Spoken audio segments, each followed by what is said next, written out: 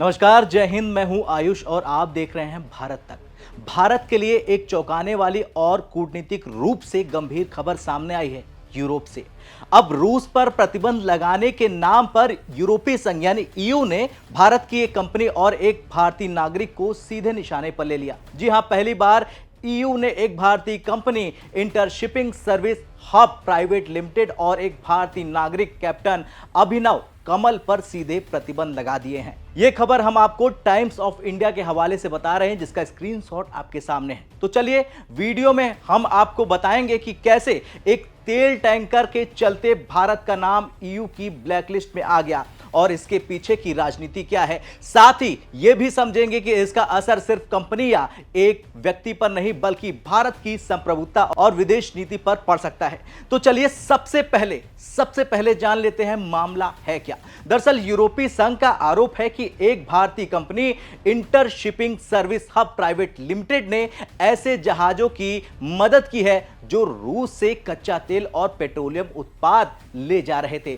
यह company UAE की एक फर्म की भारतीय शाखा है, यानी इसकी भारतीय इकाई पर ईयू की नजर गड़ गई और सीधे उस पर प्रतिबंध लगा दिया गया। इतना नहीं, ईयू ने एक भारतीय नागरिक कैप्टन अभिनव कमल को भी प्रतिबंध सूची में शामिल कर दिया है। उन पर आरोप लगाया गया है कि उन्होंने सिर्फ तकनीकी नहीं बल्कि आर्थिक और लॉजिस्टिक सहयोग भी किया है, जिससे रूस की तेल सप्लाई बनी रही है और ईयू के प्रतिबंध के बावजूद यह सब किया गया है। अब सवाल उठता है कि क्या यह भारत के खिलाफ कार्रवाई नहीं है और कैप्टन कमल कौन है। दरअसल कैप्टन अभिनव कमल उस जहाज अर्जन के कप्तान है जो रूस से जुड़े कच्चे तेल के ट्रांसपोर्ट में सक्रिय बताया गया है। ईयू का आरोप है कि कमल ने जानबूझकर प्रतिबंधों को कमजोर करने वाले नेटवर्क की मदद की है।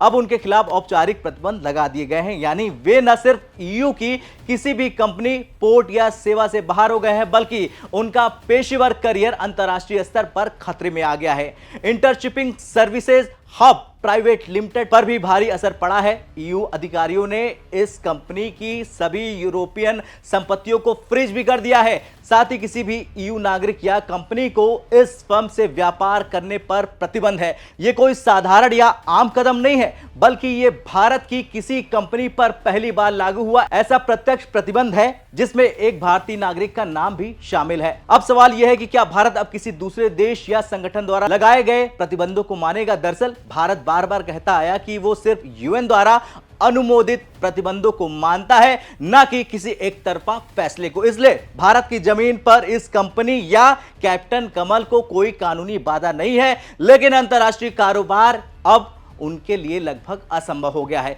अब बात उस रिफाइनरी की जो हर बार निशाने पर रहती है, नाम है नायरा एनर्जी। यूरोपीय प्रतिबंधों के कारण अब नायरा एनर्जी भी अप्रत्यक्ष रूप से प्रभावित हो रही है।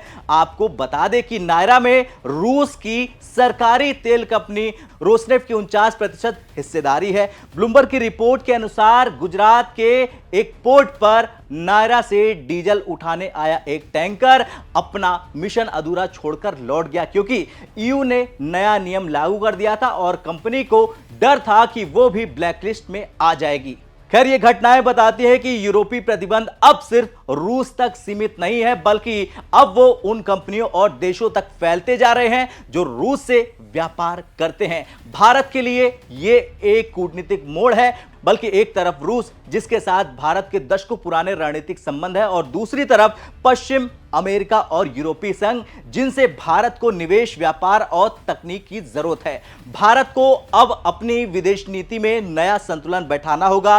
इस पूरी कार्रवाई से यह तो साफ हो गया है कि यूरोपीय संघ यानी ईयू अब रूस को अलग थलग करने के लिए भारत को भी अनावश्यक दबाव में लाना चाहता है, लेकिन भारत को कोई नहीं झुका सकता क्योंकि भारत कोई छोटा मोटा मुल्क नहीं है। भारत की विदेश नीति आत्मनिर्भर है और हित पर आधारित रही है, अपने देश के लिए आधारित रही है। अब भारत को एक टफ लाइन लेनी होगी, वरना आने वाले समय में नायरा जैसी कंपनियां, भारतीय नागरिक और यहां तक कि भारत की ऊर्जा सुरक्षा भी खतरे में पड़ सकती है।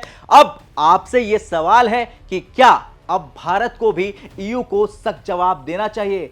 और सवाल यह भी है कि क्या अब समय आ गया है कि भारत भी ऐसे प्रतिबंधों को अवैध और राजनीतिक हथियार घोषित कर दे? हाँ या ना में कमेंट कर जरूर बताएं। जय हिंद।